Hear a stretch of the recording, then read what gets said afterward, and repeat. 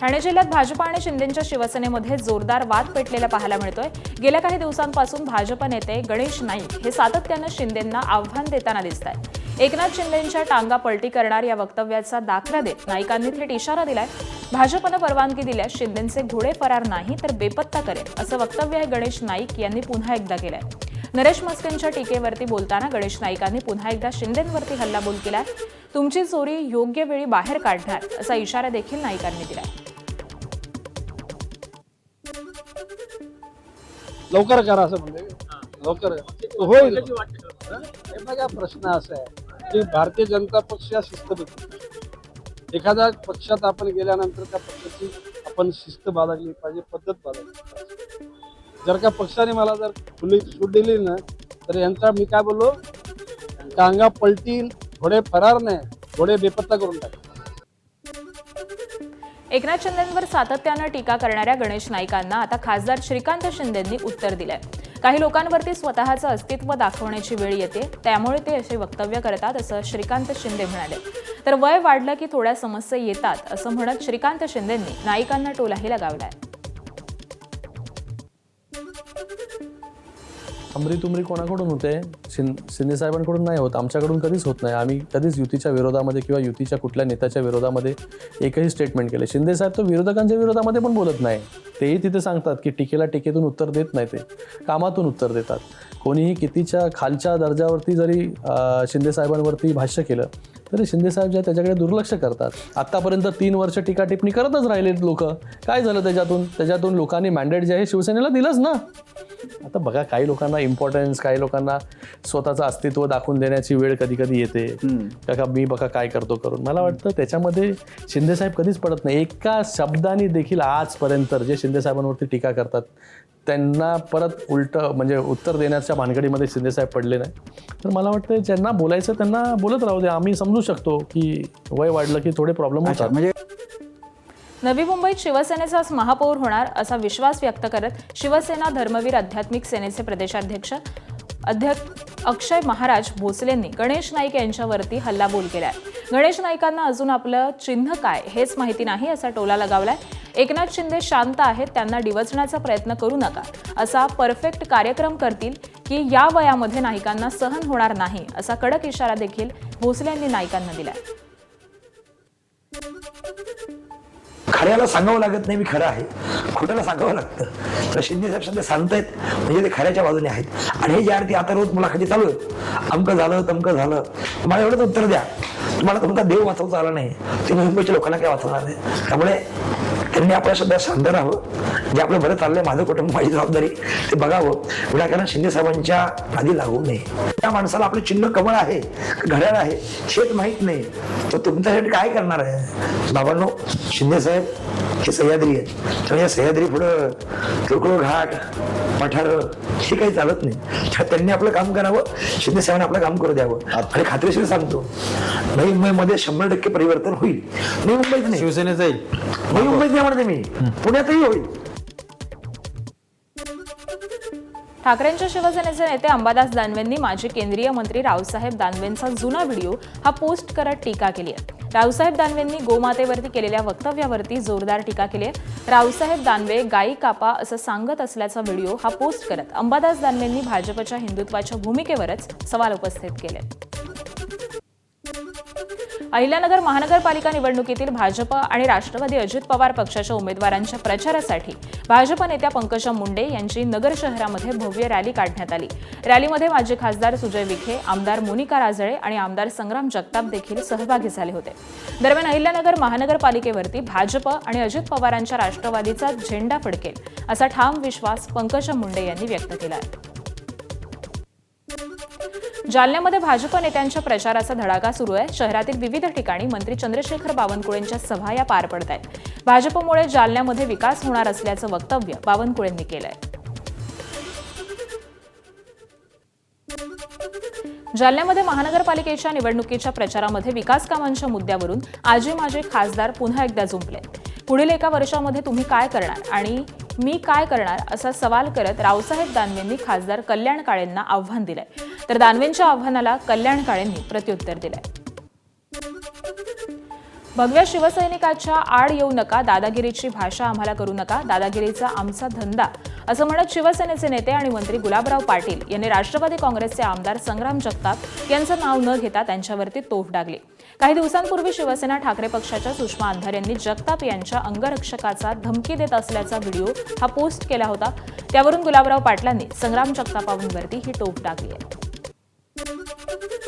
नाशिकमध्ये एकीकडे उपमुख्यमंत्री एकनाथ शिंदे यांची जाहीर सभा सुरू असतानाच दुसरीकडे भाजपच्या प्रभाग क्रमांक 7चे उमेदवार गणपती बाप्पांचं दर्शन घेत मतदारांना पाठिंबा देण्याचं आवाहन करताना दिसत आहे. नाशिकमधील सर्वाधिक सुशिक्षित आणि उच्चभ्रू मानल्या जाणाऱ्या या प्रभागामध्ये यंदा भाजप आणि शिवसेना यांच्यामध्ये थेट लढत पाहायला मिळते. दरम्यान प्रकृती अस्वस्थ असताना देखील मंत्री गिरीश महाजन यांनी व्हिडिओ कॉन्फरन्सिंगद्वारे उमेदवारांच्या प्रचारामध्ये सहभाग घेत मतदारांना मतदानाचं आवाहन केलं.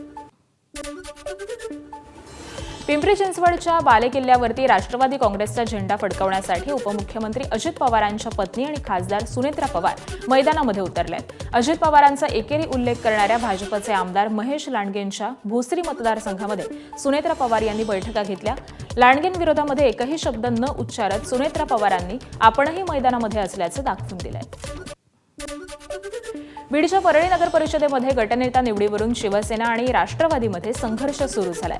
एमआयएम सारख्या पक्षाला सोबत घेताना आम्हाला कोणतीही जाणीव होऊ दिली नसल्याचा आरोप शिवसेनेनं केलाय.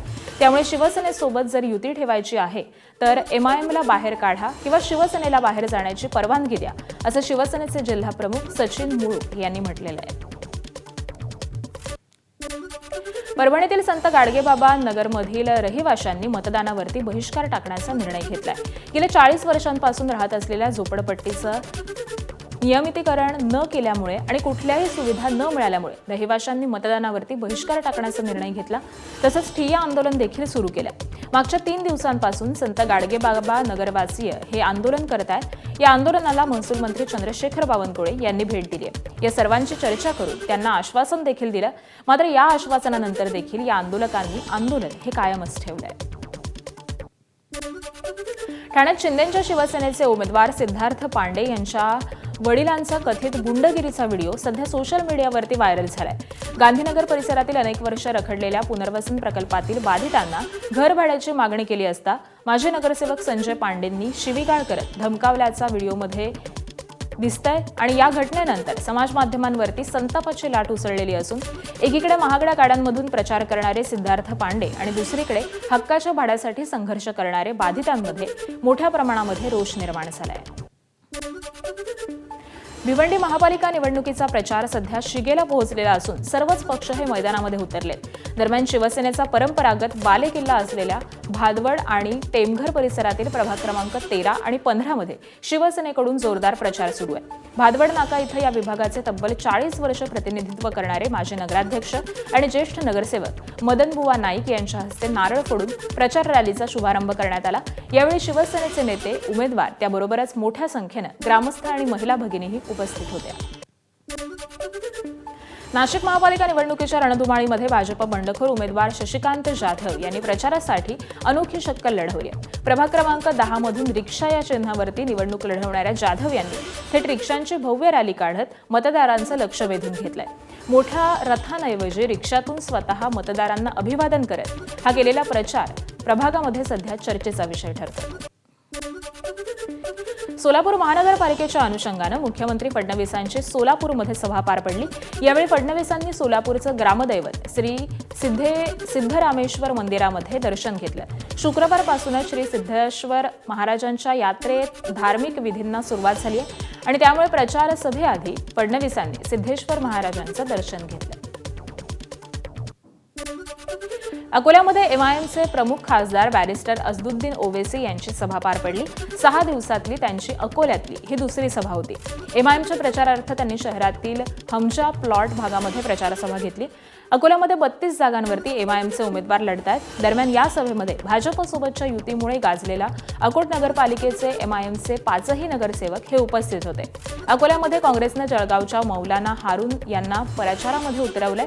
तर या मौलानांचा खासदार ओवेसी यांनी संपूर्ण सभेमध्ये जोरदार समाचार घेतलाय. मौलाना हारून यांच्यावरती टीका करताना त्यांनी मोदींची मिमिक्री देखील केली आहे. चंद्रपूर शहर महानगरपालिकेसाठी काँग्रेसनं वचननामा जाहीर केला. जलस्रोतांचं बळकटीकरण, मुबलक पार्किंग सोय, शहर सुशोभीकरण यासह शहरातील बायपास रस्ता उभारणं यावरती भर दिला गेला. चंद्रपूर जिल्हा काँग्रेस अध्यक्ष माजी आमदार सुभाष थोटे यांच्यासह शहर अध्यक्ष संतोष लहामगे आणि माजी काँग्रेस पदाधिकारी यावेळी उपस्थित होते.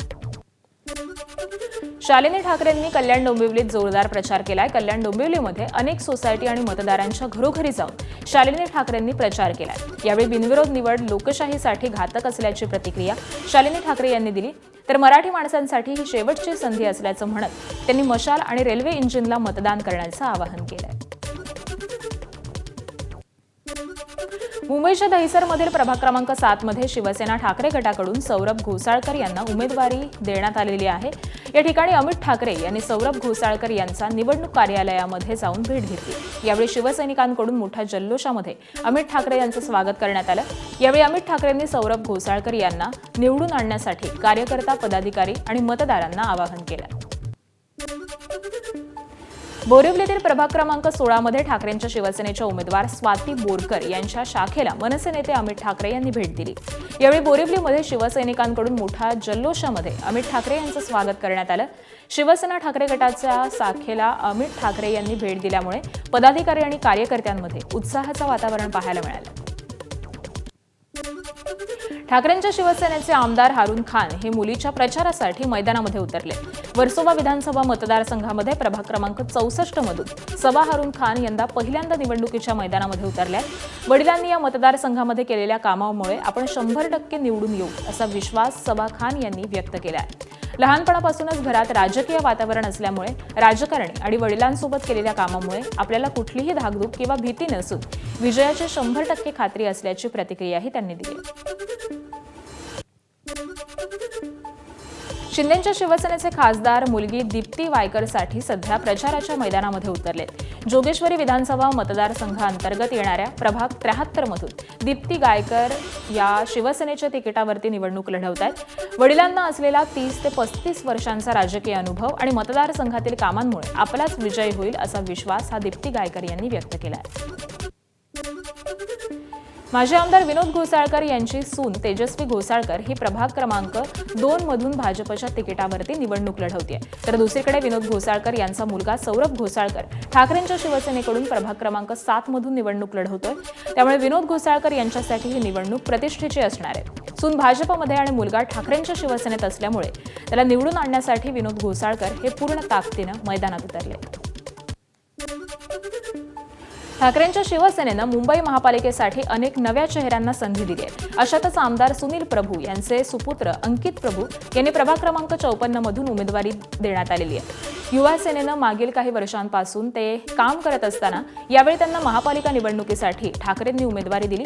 आपल्या मुलासाठी पहिल्याच दिवशी सुनील प्रभू हे प्रचाराला गेले. मात्र त्यानंतर इतर उमेदवारांच्या प्रचाराची जबाबदारी असल्यामुळे सुनील प्रभू हे मुलासाठी हवा तितका प्रचार करू शकले नाहीत.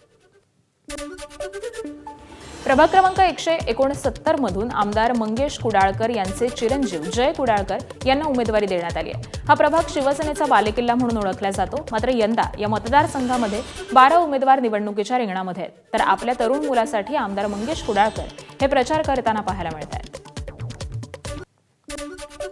मुंबईच्या वरळीमध्ये मंत्री नितेश राणेंची सभा पार पडली. यावेळी नितेश राणेंनी ठाकरे बंधूंवरती जोरदार टीका केली आहे. वरळी हा ठाकरेंचा बालेकिल्ला म्हणायचं कारण नाही, आम्हीही 3-3 वेळा मोठ्या मताधिक्यानं निवडून येतो असं म्हणत मंत्री नितेश राणेंनी उद्धव ठाकरेंवरती टीका केली. तसंच आदित्य आणि अमित बेरोजगार होऊन जातील म्हणून हे दोघे भाऊ एकत्र आल्याचा टोला देखील नितेश राणे यांनी लगावलेला आहे. चंद्रपूर महानगरपालिका निवडणुकीमध्ये 13 तारखेला काँग्रेसच्या प्रचाराला गौतमी पाटील येणार आहे. यावरून आता भाजप नेते आणि आमदार सुधीर मुनगंटीवार यांनी टोलेबाजी केली आहे. काँग्रेस जिंकल्यास महानगरपालिकेचे प्रश्न सोडवण्यासाठी गौतमीला जुंपणार असल्याचा टोला मुनगंटीवारांनी काँग्रेसला लगावलाय. तर चंद्रपूरमध्ये प्रचाराला येण्यासाठी काँग्रेस नेते तयार नसून नेत्यांना धडकी भरल्याची टीका देखील मुनगंटीवारांनी केली आहे. मीरा भाईंदरमध्ये शिंदेची शिवसेना आणि भाजपमध्ये चुरशीची लढाई होतीये. एकमेकांचे पदाधिकारी फोडायचे नाही असं ठरलेलं असताना देखील प्रताप सरनाईकांनी भाजपच्या 3 नगरसेवकांना आपल्या पक्षामध्ये प्रवेश दिलाय. भाजपच्या माजी नगरसेविका दीपाली मोकाशी, वीणा भोईर त्याबरोबरच नगरसेवक सूर्यकांत भोईर यांनी शिवसेनेमध्ये जाहीर प्रवेश केला. भाजप नेते नरेंद्र मेहता यांच्या कारभाराला कंटाळून भाजपच्या माजी नगरसेविका आणि नगरसेवकांनी शिवसेनेमध्ये प्रवेश केल्याचा आरोप हा प्रताप सरनाईक यांनी केला. शिवसेना उमेदवारांच्या प्रचारार्थ एकनाथ शिंदेंनी काल नाशिकमध्ये सभा घेतली. ठाकरे बंधूंनी ज्या ठिकाणी सभा घेतली त्याच ठिकाणी एकनाथ शिंदेंनी सभा घेतली. तर या सभेदरम्यान एकनाथ शिंदेंनी ठाकरे बंधूंवरती जोरदार हल्लाबोल केला. तपोवनातील वृक्षतोडीलाही शिंदेंनी या सभेमधून विरोध केला. तर उमेदवार बिनविरोध निवडून कसे आले हे तुमच्याच उमेदवारांना विचारा, आम्हाला काय विचारता, असा प्रतिसवाल देखील त्यांनी विरोधकांना केला.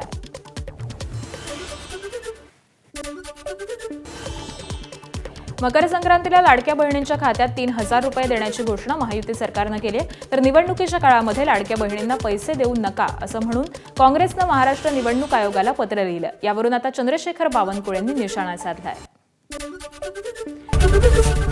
एबीपी माझा, उघडा डोळे बघा नीट.